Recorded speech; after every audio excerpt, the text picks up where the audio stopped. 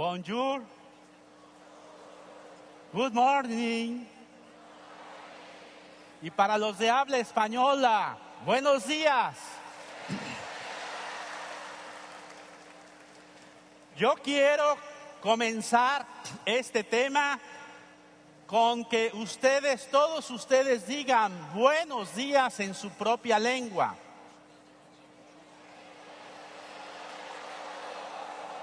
Pero ahora vamos a aumentar algo. Vamos a decir buenos días, Señor Jesús. Saludamos a Jesús primeramente, no sé si ya lo habían saludado ustedes y le podemos decir todos juntos, buenos días, Señor Jesús. Y antes de comenzar este testimonio, yo quiero hacer algo junto con todos ustedes. Aquí en el altar tenemos la palabra de Dios. Que antes de comenzar a escuchar esta palabra y yo antes de proclamarla, nos pongamos de pie para hacer una veneración a la palabra de Dios. E inclinar nuestra cabeza 3 segundos para aceptar la palabra, acoger la palabra, que esta palabra se haga carne en nosotros, como se hizo en el vientre virginal de María. Veneramos la palabra. Amén. Y comenzamos este tema de esta mañana, que se pueden sentar y ciertamente todos los globos deben estar desinflados porque los vamos a usar después en otra forma. Gracias. Voy a comenzar esta experiencia en la que quiero compartir lo que Dios ha hecho en mi vida, no tanto lo que yo he hecho por Él, al contrario, lo que Él ha hecho en mí para dar gloria a su nombre. Y quiero tomar el pasaje de los discípulos de Emaús que San Lucas narra de una forma tan bella, tan pintoresca y tan emotiva, porque en mi vida yo también recorrí este camino de Emaús. De estos 2 discípulos que regresaban a su pueblo tristes, frustrados, decepcionados, arrastrando los pies, mirando al suelo, volviendo a la rutina de siempre, frustrados de Dios, decepcionados de Jesús, decepcionados de ellos mismos, donde no tenía sentido ni su pasado ni su futuro. Así también pasó en mi vida. Yo pasé una etapa en la que me creía discípulo de Jesús, pero vivía en una forma, llamémosle sin fuerza, sin entusiasmo. Mi vida cristiana era simple y sencillamente una tradición. Me acostumbré a las cosas de Dios y mi vida no tenía fuerza, no tenía entusiasmo. Lo puedo decir con un símbolo. Mi vida era así. Light. Mi vida cristiana no tenía calorías. Había estudiado, sí, filosofía, teología. También estudié la Biblia, pero 0 calorías. Todo lo tenía acá en la cabeza y no me bajaba al corazón. 0 calorías. Tuve la oportunidad de recibir estudios de maestros en México, en el extranjero, pero 0 calorías. Me acostumbré a las cosas de Dios y tenía 0 calorías. Caer en la rutina, caer en la costumbre es de las peores cosas que nos pueden suceder. La Boeing, que fabrica aviones, hizo un concurso de pilotos para ver cuál era el principal problema en los aviones. Unos decían que el terrorismo, otros que la gasolina, otros que la turbulencia en el cielo. Y el piloto que ganó el concurso fue el que dijo: el principal problema es acostumbrarse a volar, la rutina, caer en la costumbre. Y eso nos pasa también en las cosas de Dios. El peor problema es acostumbrarnos a las cosas santas, a las cosas buenas, caer en la rutina y volver, como los discípulos, volver otra vez a Emaús. Y cuando tratamos de transmitir a los demás lo que nosotros tenemos, ¿qué es lo que transmitimos? Yo voy a hablar de mí. Porque los discípulos de Emaús, eran fantásticos, eran muy buenos, demasiado buenos, diría yo. Y Cleofás y su compañero, con el cual yo me identifico, porque es un nombre, no tiene nombre, es una figura anónima y me puedo identificar con él, le dieron una magnífica cátedra de cristología a Jesús. Qué interesante. Le enseñaron a Jesús quién es Jesús, lo que había hecho, lo que había dicho, cómo había muerto, pero Cleofás era testigo de la muerte de Jesús, pero solo reportero de su resurrección. Sabía vida y milagros de Jesús y lo vio morir en el patíbulo y podía describir lo que él había experimentado cuando lo vio morir y expirar en la cruz. Pero cuando hablaba de la resurrección no podía ser testigo, era simple reportero y transmitía lo que sus corresponsales le habían informado, lo que las mujeres decían que los ángeles habían dicho. Yo también fui así. Yo no tenía mucho que decir de la resurrección de Jesús. Yo no tenía una experiencia de Jesús resucitado y simplemente repetía lo que había estudiado, lo que había leído, lo que me habían enseñado mis maestros. Pero de la resurrección me lavaba las manos y yo decía, las mujeres dicen que dijeron los ángeles que había resucitado, pero yo todavía no lo he encontrado. Y entonces, ¿qué transmitía? Lo que tenía en mi cabeza, la teoría fría con 0 calorías. Y lo voy a decir con otro ejemplo para que no se les olvide. Era como este steak congelado, que tiene exactamente las mismas propiedades que un steak en la parrilla, pero que ni yo lo podía comer, digerir, y por eso no lo podía dar a los demás tampoco. Está tan duro que ¿quién quiere un poco de steak? Durísimo. Ay, me dolió. Pensé que tenía la cabeza menos dura. ¿Cuántas veces lo que hacemos nosotros es darles a los demás cosas tan sólidas, tan ricas, pero que no nos entienden? El documento de Aparecida de los obispos latinoamericanos y del Caribe es muy valiente cuando dice que comunicamos muchas veces nuestro mensaje con un lenguaje, dice, incomprensible. Claro, si lo tengo congelado en la cabeza, si lo tengo congelado en el corazón y de la riqueza de mi corazón habla la boca, ¿qué voy a transmitir? Eso mismo que está frío. Pero Dios tuvo misericordia de mí. Y voy a contar brevemente cuál fue el proceso de la obra de Dios. Primero, me hizo tomar conciencia de mi pecado. Mi pecado es el pecado de los buenos, de la gente buena. Por lo menos yo me creía bueno por no tener pecados escandalosos. Pero los pecados de la gente buena a veces son peores. Y el primer pecado de la gente buena es, como ya lo dije, acostumbrarse a las cosas de Dios. Acostumbrarse al tocar al verbo de vida. Acostumbrarme a tener la palabra de Dios en mis manos, acostumbrarme a la oración, acostumbrarme a los misterios de la fe y caer en una rutina e irme enfriando y hacer natural lo que tendría que ser extraordinario en mi vida. Eso fue lo primero. Segundo, como Cleofás, yo le quería enseñar las cosas a Jesús. Yo le quería enseñar a mi maestro, al maestro de maestros, las cosas como tienen que ser.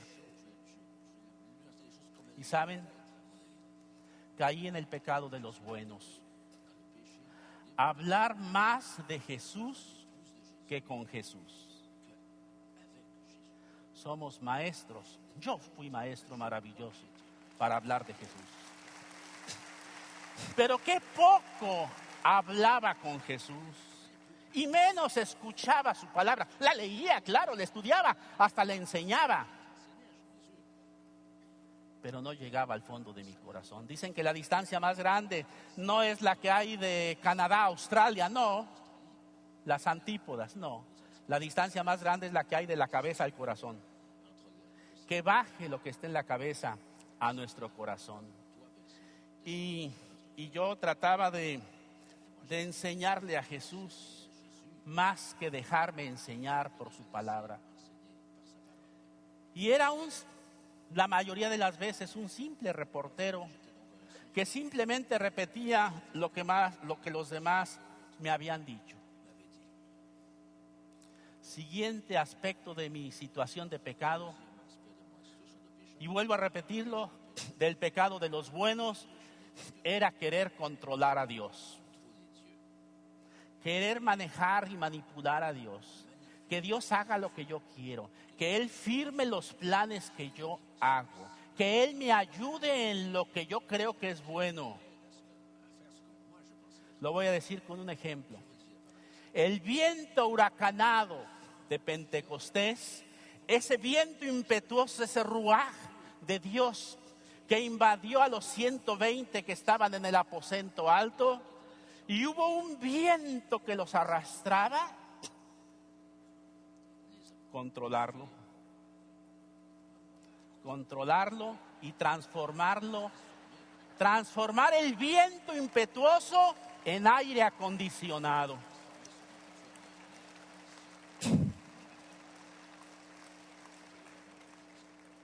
Transformar el viento de huracán en aire acondicionado.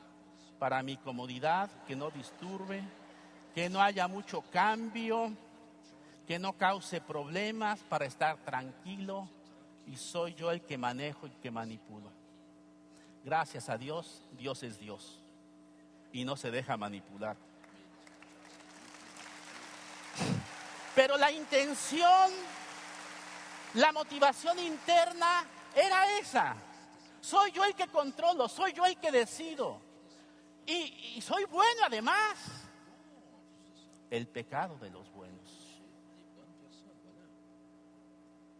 Claro, Dios comenzó a hacer su obra y no se dejó manejar. Aunque yo trataba. Y un día estoy seguro, porque creo que lo hice con autenticidad, pero también con sagacidad. Un día le dije, está bien, Señor, maneja tú mi carro. Dirige tú el carro de mi vida. Te entrego las llaves, Señor. Te entrego el volante. Siéntate, Señor, en el lugar para dirigir mi carro. Ten el volante, Señor. Yo me siento del otro lado. Tú dirige. Pero ¿saben qué hice? El pecado de los buenos. Señor, tú llevas el volante, pero yo llevo el mapa. Y yo te digo,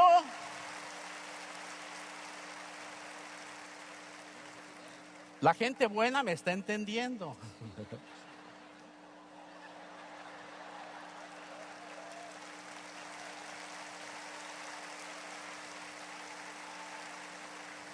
Y espero que esa risa sea risa nerviosa. Otra vez risa nerviosa.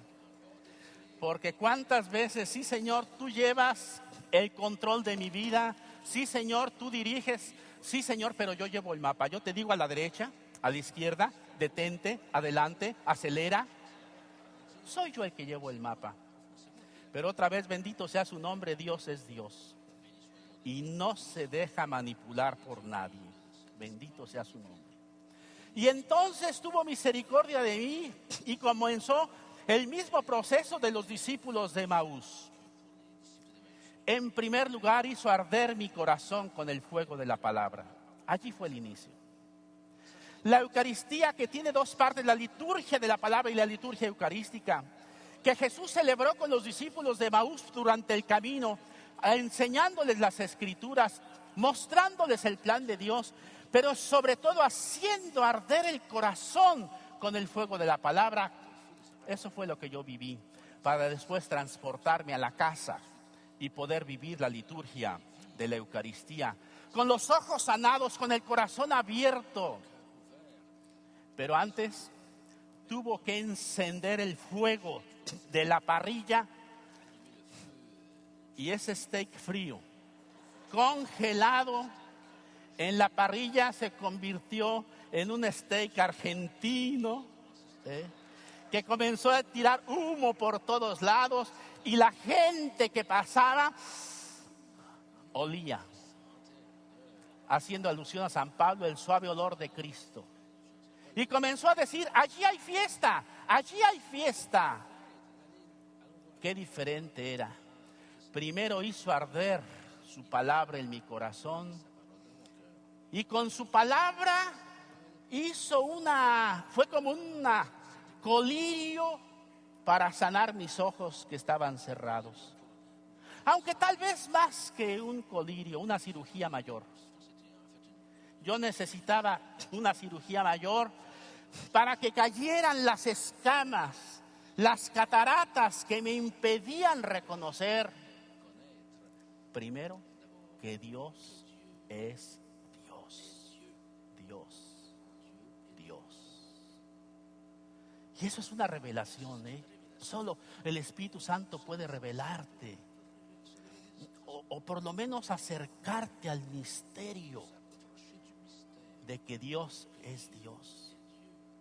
Y la Eucaristía, presencia de Dios en medio de nosotros, también es un misterio. Por eso la Eucaristía de antier, con este rito oriental, fue tan bella. ¿Por qué? Porque nos aproximó al misterio de la Eucaristía. Que a veces somos tan sabios que queremos explicar todo lo de la Eucaristía, y podríamos caer en el error de olvidar el misterio eucarístico, que te envuelve, te acoge y te transporta a la dimensión misma de Dios. Amén. Eso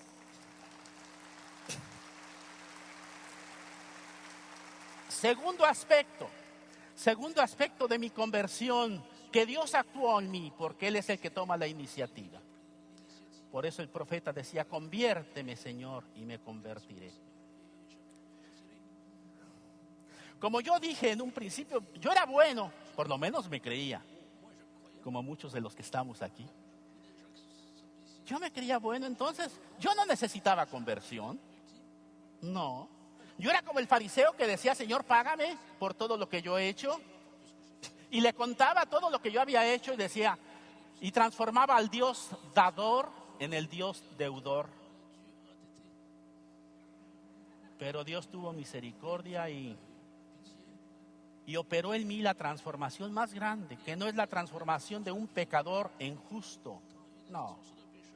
Es muy fácil que los pecadores se conviertan, y es más fácil que se conviertan ellos a que se convierta la gente buena. Lo digo por experiencia. Mi conversión no fue de pecador a justo, fue mucho más radical. Fue de justo a hijo. Esa es la conversión más grande. De justo a hijo, y si hijo, heredero. Comenzar a vivir como hijo, que al impulso del Espíritu Santo puede decir: abba, papá, papi, papito. Y tener la experiencia de la paternidad amorosa e incondicional de Dios. Que no es mi juez, que no es mi jefe, es el Señor, sí, yo lo sé. Pero sobre todo es mi papá, es mi papi. Y eso solo es revelación del Espíritu, que en nuestros corazones grita: abba, papá, papi. Segundo o tercero, ya perdí la cuenta, la transformación de maestro de la palabra, porque daba clases yo de Biblia. Yo daba cursos de Biblia, incluso en lo que hoy es la Universidad Pontificia de México, yo di cursos de lenguas bíblicas. Y di cursos en otros institutos y en Roma fui a dar algunos cursos también. Era maestro. Lo digo con vergüenza. Era maestro de la palabra en vez de discípulo de la palabra. En vez de siervo de la palabra.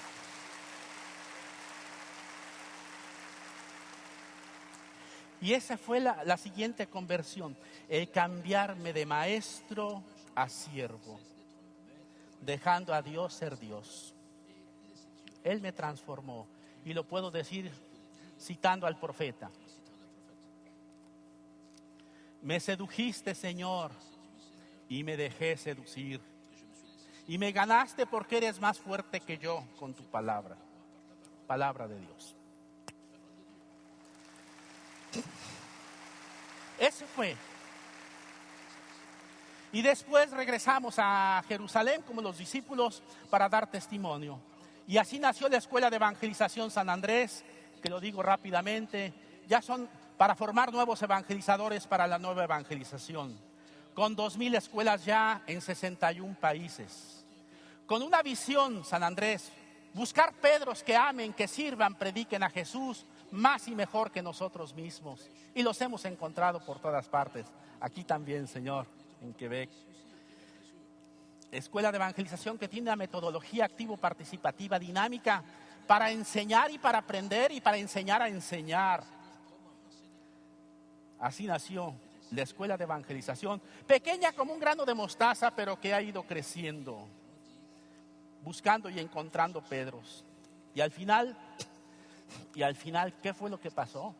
Yo lo puedo sintetizar que gracias a Dios, Él me reveló y Él me regaló el don de entender una cosa, que ya la sabía yo acá. Ya la tenía yo acá. Pero que la palabra está inspirada por Dios. Que la Biblia está inspirada por Dios. Pero que también la Biblia expira Espíritu Santo. Lo digo sintetizado. El Espíritu Santo inspira la palabra y la palabra expira Espíritu Santo. Por eso, aquí sí deberían aplaudir.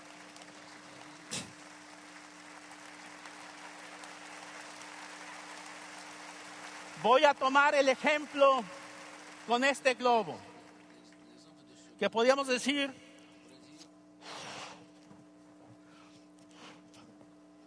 está lleno del viento, voy a decir, del ruaj de Dios. Así es la palabra de Dios.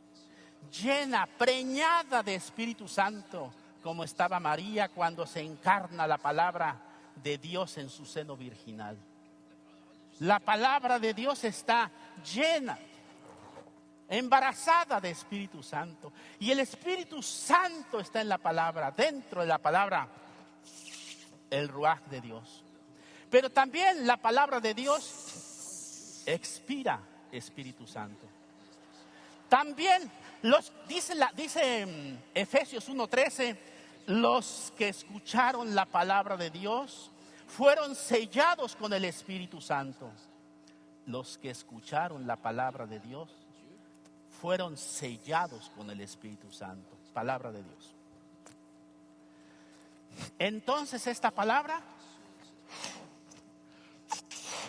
llena del ruaj, llena del viento del Espíritu, pero mi pecado fue que yo lo quería amarrar, que yo lo quería atar, que yo lo quería controlar y no dejaba que el viento del Espíritu sople como quiera, sin saber de dónde viene ni a dónde va, y dejar al Espíritu Santo ser Espíritu Santo, con el poder, la dinamis en la palabra, que dice San Pablo, Romanos 1:16, es fuerza de Dios para la salvación de aquellos que creen.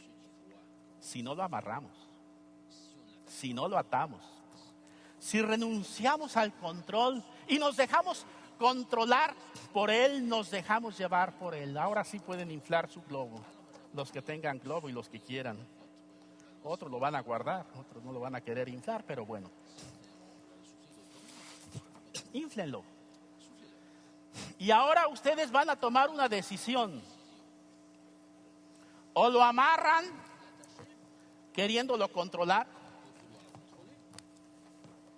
o lo dejan que el viento sople como quiere, vaya donde quiera, como él quiera. Y este espíritu, miren, no se dejó. Por eso tengo dos. Y dejarlo que vuele. Que vaya por donde quiera. Tú lo puedes amarrar, tú lo puedes soltar, tú lo puedes guardar. Haz lo que quieras. Déjate arrastrar por ese Espíritu Santo. En su palabra que es espíritu y es vida. Neuma kaizoe. Y que el Espíritu Santo con toda su libertad, algunos no lo amarraron, algunos lo quieren seguir controlando. Está bien, yo también, yo los entiendo. Amén. Y termino. Señor Dios,